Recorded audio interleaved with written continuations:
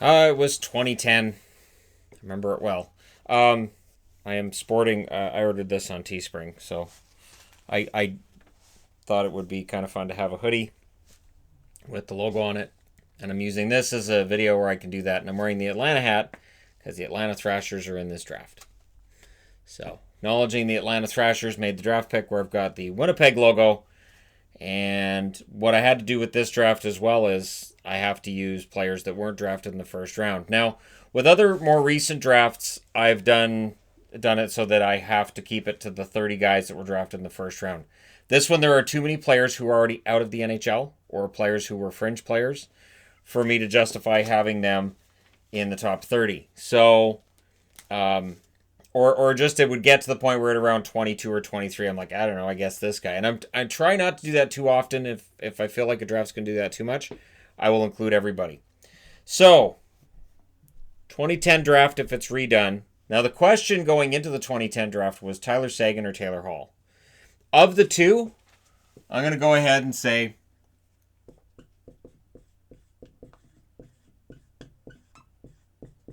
Tyler Seguin.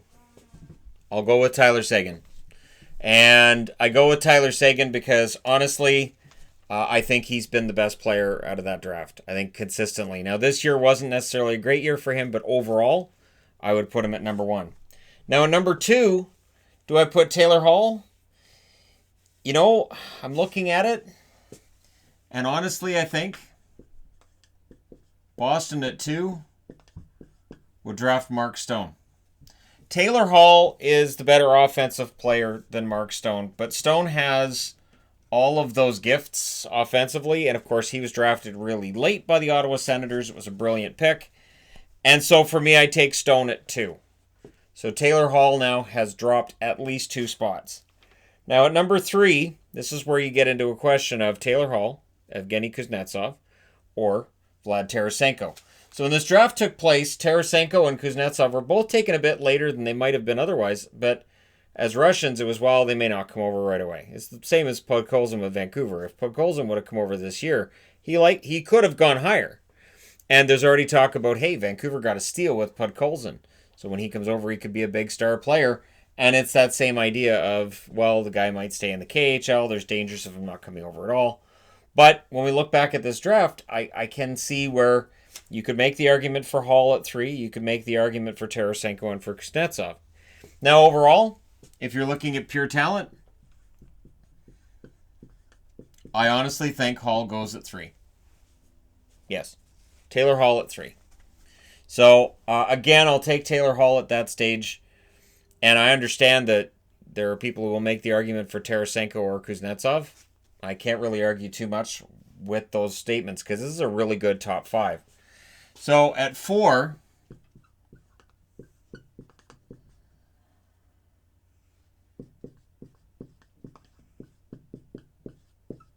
Evgeny Kuznetsov. So Washington doesn't get him. He goes to Columbus instead at four. So Ryan Johansson doesn't go at four. And we end up with a situation now where Goodbranson's going to drop. You guys all know Goodbranson wouldn't have got taken at three if you're redoing this draft. Goodbranson never reached that height that he was expected to. I mean, physically he has the height, but the heights of that, where that talent was going to lie, and it just never really quite realized itself. So, through no fault of his own, I don't think. I think he was just drafted too high. He just never ended up living up to that draft billing. Number five.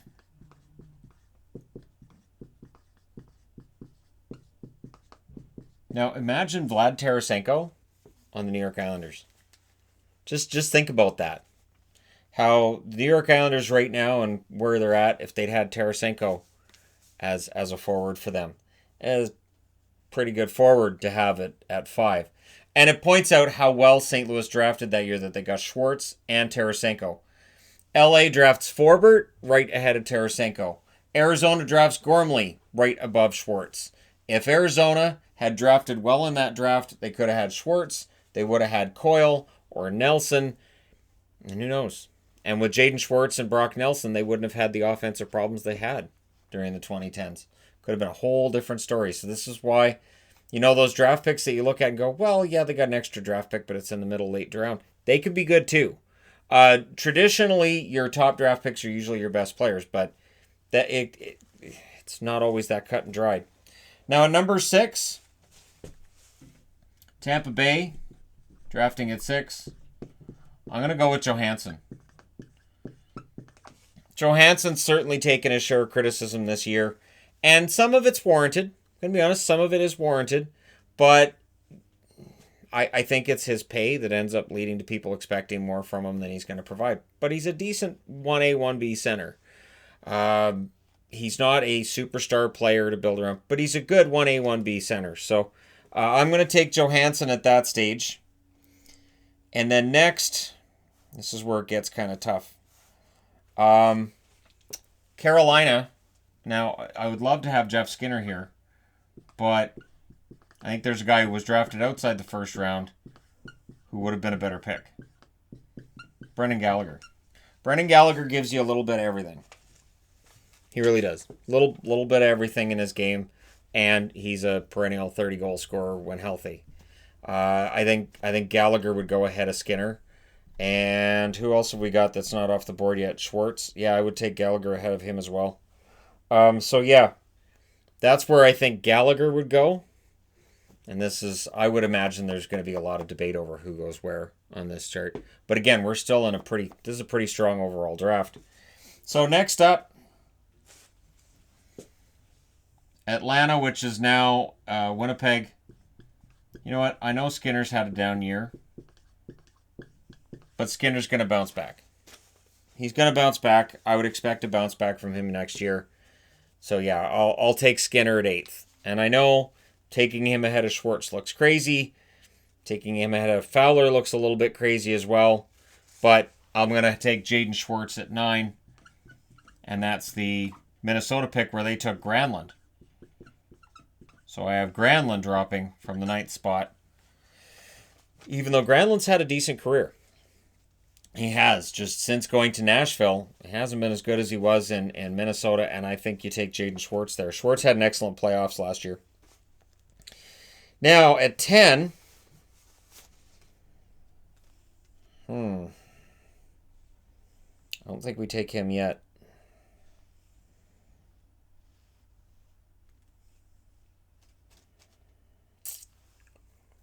Oh, that's an interesting one. So, John Klingberg or Cam Fowler? Right? John Klingberg or Cam Fowler. I'm stuck on that one. I don't think Granlund would go here. Now, and then I get stuck. Like, okay, so am I thinking Kent Klingberg because as a Dallas fan I'm biased in his favor? Or what? So I'm going to go...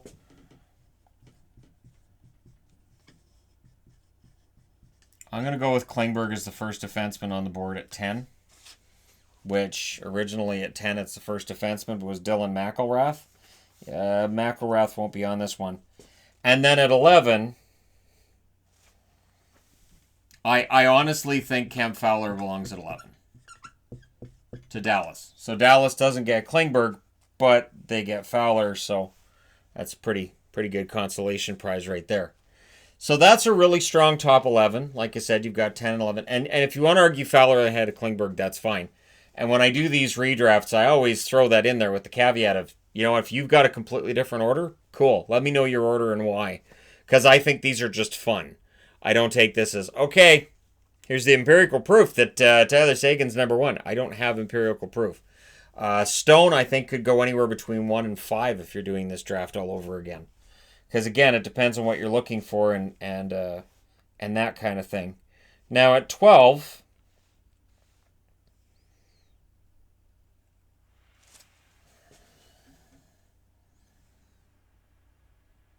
Okay, at 12, I'll take this guy because of the year he's had this year combined with the year he had last year. I think Kevin Hayes.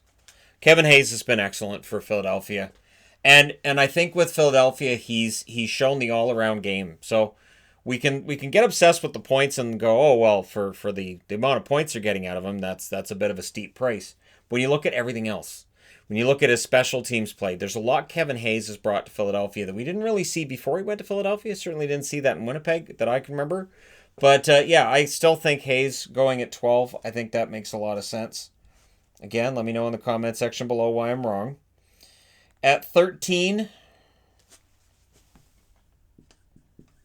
I'm going to draft a goalie here.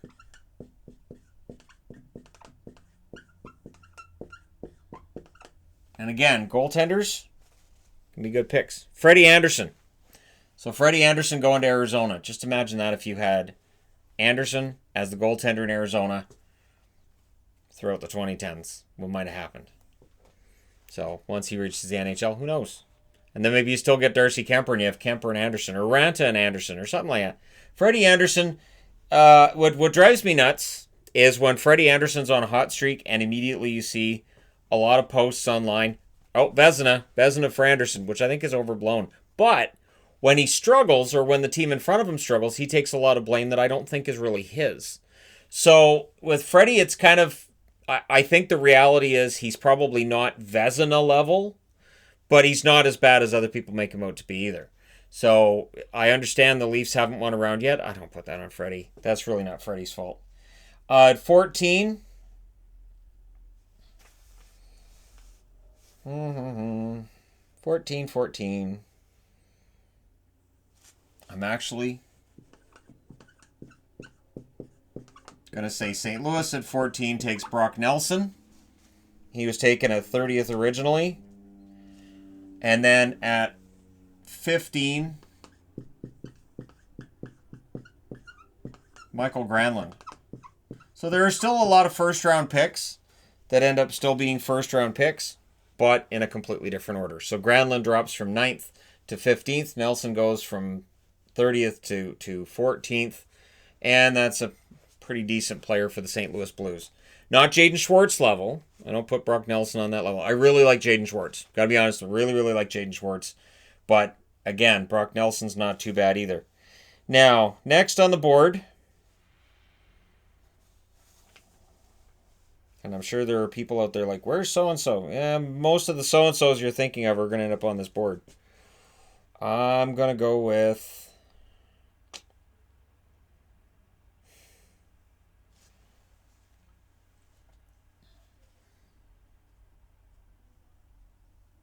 Yeah, I'm going to go with this one. Jason Zucker. So, St. Louis... Rather than getting Jaden Schwartz and Vlad Tarasenko, they get Brock Nelson and Jason Zucker. That's not bad. Still 2 top 6 forwards. Still a couple guys that can get points for you. It's not Tarasenko and Schwartz, but it's still pretty good, and it shows this was a decently deep draft. 2010 wasn't bad. Before I put these videos together, I always look at the draft class and say, so is this interesting? And this one, to me, is interesting. Hopefully it's interesting to people on the internets as well. All of the various internets around the world and all of the various webs and tubes. Thanks for dropping into my tube. Number 17. I'm a fan, but... Okay. I can't really drop him any further. I really can't. Justin Falk, who's had an up and down season, but overall still an excellent defenseman. And so Colorado, I have taking Justin Falk rather than Joey Hishon. Of course, Hishon didn't make the NHL. Shortened career in his case. And Falk ends up in there instead. Again, pretty deep draft showing Falk at 17.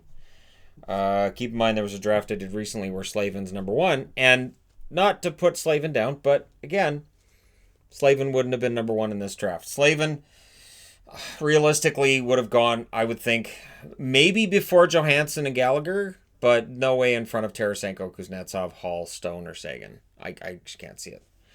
So, Falk, and then, and I hear Pittsburgh fans saying, what about Brian Rust? Brian Rust's in this draft, but Brian Rust's having a career year. And I don't want to see him go higher than I think you'd legitimately want to take him. So...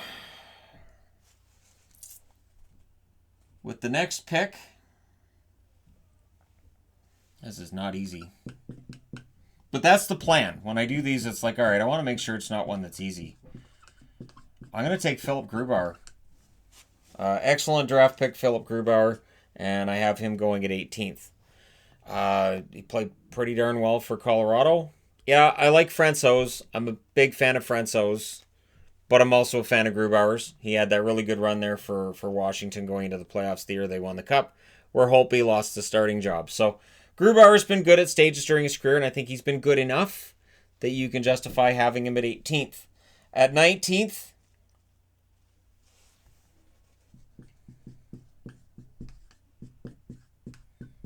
Florida, who had 3 draft picks on the board.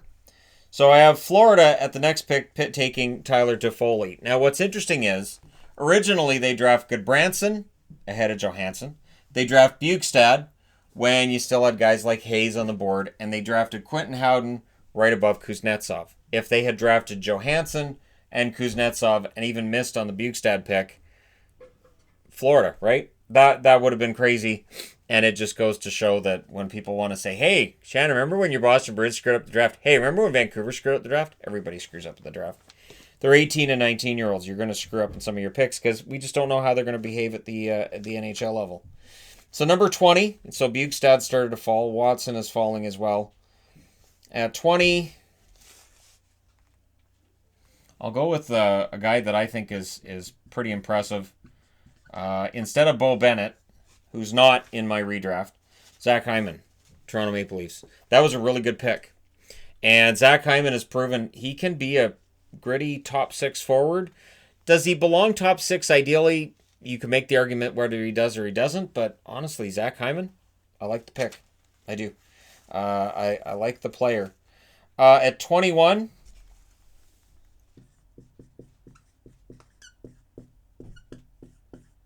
and yes, I do think I would take Zach Hyman ahead of Charlie Coyle. But Coyle's been excellent for the Boston Bruins. He has. It's not scoring the way that might have been expected, but he's been excellent. Now at 21, a player that's been dropping on this. He's not dropping any further.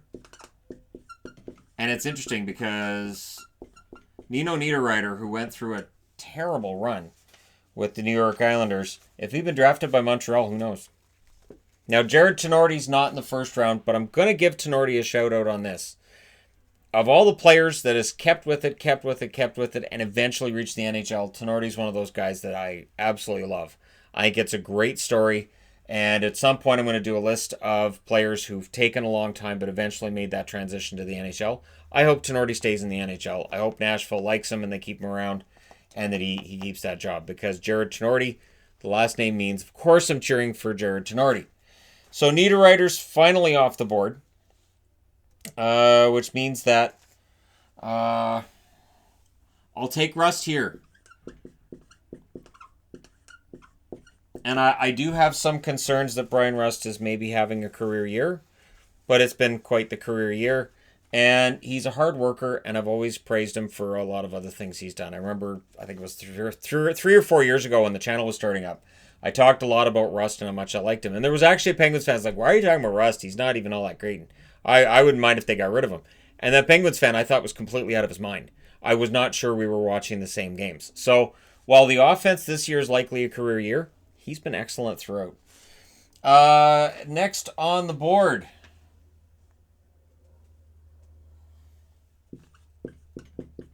to Chicago, Peter Mrazek. So Mrazek's had some up and down years, and certainly towards the end of his time in Detroit and then through Philadelphia, things weren't necessarily great, but he's been good in Carolina. And his overall resume to me means, yeah, he's a first-round draft pick. And it is worthy of note, there are 3 goaltenders that go in the first round by redrafts. I think the teams that take goaltenders in the draft in, say, rounds 2 or 3 usually end up being pretty smart. But again, that's something I could take a look at and do a madness board on, and we can do madness video on that. But I haven't really got into the madness videos yet. At some point, we will do a lot of madness stuff. And for people who might be new to the channel, that means a ton of magnets all over the board. The mini ones, not the ones this size. And the reason that I keep making more and more mini magnets, because there have been times where I run out for certain teams because I have so many on the board. So yeah, Mrazek I have going to Chicago next. Again, this is a really strong draft. And if you want to argue Mrazek ahead of Rust or Niederreiter or Coyle or Hyman, you probably can. But for me, that's the order I'm going in. Next on the board. And this is odd because he's currently in Florida. right? Brett Connolly. Brett Connolly took a while after he gets drafted by Tampa and then he bounced around a little bit. Took him a while to find his footing. He did that in Washington, and now that he's in Florida, good year, not fantastic year with Florida. I think he was a better fit for Washington, but overall, not a bad story at all. And he still goes in the first round. So Washington, who have lost in this redraft, they've lost Kuznetsov. Great sadness for them. Their consolation prize will be, as we're down to the last 1, 2, 3, 4, 5. 1, 2, 3. They're all on this page. Yeah.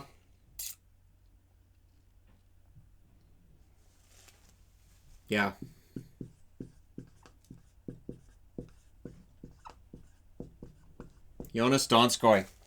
Donskoy's shown Colorado this year how hard of a worker he is.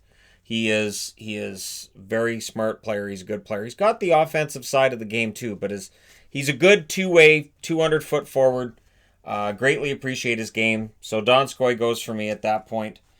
Next up, I would go with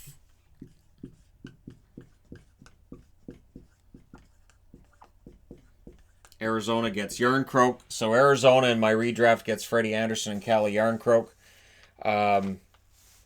Again, just a good player. Good all-around player. I don't have a whole lot to say other than I think there's some 20-goal seasons in there. But that depends on health and consistency and all that other wonderful stuff. The last three...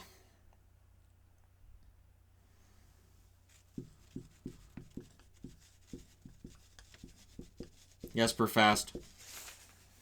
So Jesper Fast goes 28th overall. Pretty decent season for the New York Rangers this year. And I don't think he's got any interest in leaving the Rangers. And I don't think there's any interest in the Rangers in getting rid of him either. So we'll see what kind of contract he gets when we get to that stage this summer. Whenever that is. If this summer's delayed into next summer, we just don't know. So yeah, Jesper Fast on the board. And then at 29... Nick Bjugstad goes to the Anaheim Ducks. And at 30, and I agonized over who to include in the top 30, and I went with Austin Watson. I went with Austin Watson as the 30th pick to the New York Islanders. So the Islanders come out of this with Vlad Tarasenko and Austin Watson instead of Brock Nelson and Nino Niederreiter. I think they'd be happy with that trade-off. So picks that drop out of the first round altogether. Eric Goodbranson at 3 falls out. Alex Burmistrov at 8 falls out. Dylan McElrath at 10 also. Jack Campbell at 11. Campbell over Watson, you might be able to make that argument. I wouldn't, though. He's backup strictly, and I don't know that I would make the argument that he should still be a first-rounder. Brandon Gormley falls out. Derek Forbert also falls out. Joey Hishon, of course, falls out. Bo Bennett, same thing. Riley Sheahan, I was torn between Sheahan and Watson. So if you want to make the argument for Sheahan over Watson, go for it. Jared Tenorti, Mark Pasick. Pasick's been able to play defense and forward. That probably makes him an early second rounder in this one. Quentin Howden also falls, and Mark Vicentin, of course. He was a goaltender for people who are like, who's that? And Emerson Edom.